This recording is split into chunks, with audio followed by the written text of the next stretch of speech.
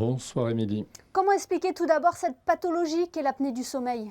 L'apnée du sommeil, c'est deux volets très importants et complètement différents. Il y a ce qu'on appelle l'apnée obstructive et l'apnée centrale. Alors l'apnée obstructive, c'est un problème constitutionnel, c'est qu'on est fabriqué en quelque sorte avec une musculature de la gorge qui est faible et qui, sous l'effet de l'inspiration, a tendance à se rétrécir.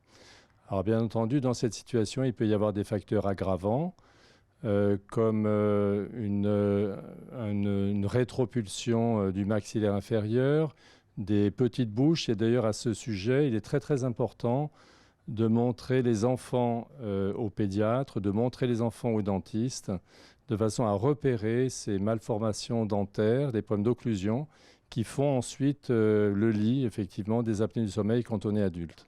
L'obésité est également un facteur aggravant, aussi l'alcool, bien sûr, le tabac, et puis aussi des médicaments, et notamment les somnifères. Donc, ce qu'il faut comprendre dans cette histoire, c'est que sous l'effet de l'inspiration, la gorge, parce que la musculature est faible, a tendance à réduire son calibre, et cette diminution de calibre peut être plus ou moins importante, soit réduire de façon significative la respiration, et c'est ce qu'on appelle une hypopnée, soit un collapsus total, et dans ce cas-là, ça conduit à une apnée. Concrètement, c'est quoi? On arrête de respirer pendant quelques secondes? Donc on arrête de respirer pendant quelques secondes et on considère comme anormal un arrêt ou une modification de la ventilation d'au moins 10 secondes.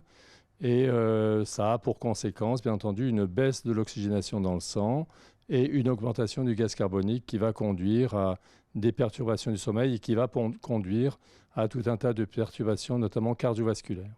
Et ça peut se produire plusieurs fois dans notre cycle du sommeil? Ça peut se produire plusieurs fois au cours du sommeil. On peut compter parfois, chez certaines personnes, jusqu'à 120 événements respiratoires normaux par heure. Donc le syndrome du sommeil obstructif du sommeil n'est pas forcément sévère. Il peut être léger, il peut être modéré, mais effectivement, on a parfois des patients qui ont un taux d'événements respiratoires normaux très très important. Et à long terme, cela peut avoir des conséquences? Alors à long terme, les conséquences sont doubles. Il y a à la fois les conséquences cardiovasculaires et les conséquences endocriniennes. Les conséquences cardiovasculaires sont dues au fait que l'apnée du sommeil conduit à l'hypoxie, c'est-à-dire à un défaut d'oxygénation de l'organisme. Et ce défaut d'oxygénation de l'organisme, bien entendu, est d'emblée mauvais pour le cœur. Ces perturbations de la respiration entraînent et génèrent de l'inflammation, génèrent une activation du système nerveux autonome et donc, autrement dit, créent un stress cardiovasculaire qui va conduire ou produire le risque d'infarctus du myocarde, l'infarctus de troubles du rythme cardiaque, le risque d'hypertension artérielle et aussi le risque d'accidents vasculaires cérébraux.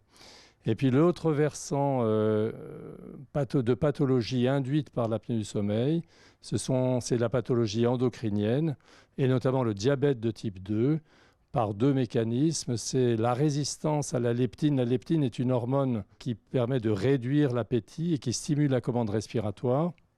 Et aussi, ces apnées du sommeil induisent une résistance à l'insuline et donc par ce biais aggravent le diabète. Alors, difficile de s'en rendre compte quand on dort, mais comment identifier cette apnée du sommeil? Quels sont les symptômes qui doivent nous alerter? Alors, les symptômes habituels, c'est une fatigue matinale, c'est une fatigue au réveil, c'est une tendance à l'hypersomnie dans la journée, c'est le fait de se lever très souvent, plusieurs fois dans la nuit pour uriner, c'est bien entendu le ronflement, c'est parfois des troubles de la mémoire, et puis aussi, on le dit souvent, des troubles de la libido. Et comment la traiter? Le traitement principal de l'apnée obstructive du sommeil reste la pression positive continue et aussi l'orthèse d'avancée mandibulaire. Alors, la pression positive continue, c'est une technique d'assistance respiratoire nocturne par masque. Et l'orthèse d'avancée mandibulaire, c'est un appareillage dentaire et qui permet de mettre en avant le maxillaire inférieur pour limiter les apnées. Mais ensuite, il y a les points importants qui correspondent à l'hygiène du sommeil, c'est-à-dire qu'il faut effectivement se lever à heure fixe, de supprimer tous les éléments qui vont conduire ou aggraver l'apnée du sommeil, l'arrêt du tabac, contrôler bien entendu et arrêter l'alcool, stopper les somnifères. Et le point supplémentaire, c'est une prise en charge multidisciplinaire. Et donc, c'est ce que nous avons organisé au Centre hospitalier Princesse Grace, où plusieurs acteurs de médecine du sommeil sont présents. Il y a bien entendu les pneumologues dans mon service, les cardiologues, les neurologues, les psychiatres et également les ORL. Mais aussi, il faut ajouter la médecine physique. Et donc, toutes ces disciplines participent à la prise en charge thérapeutique de l'apnée du sommeil.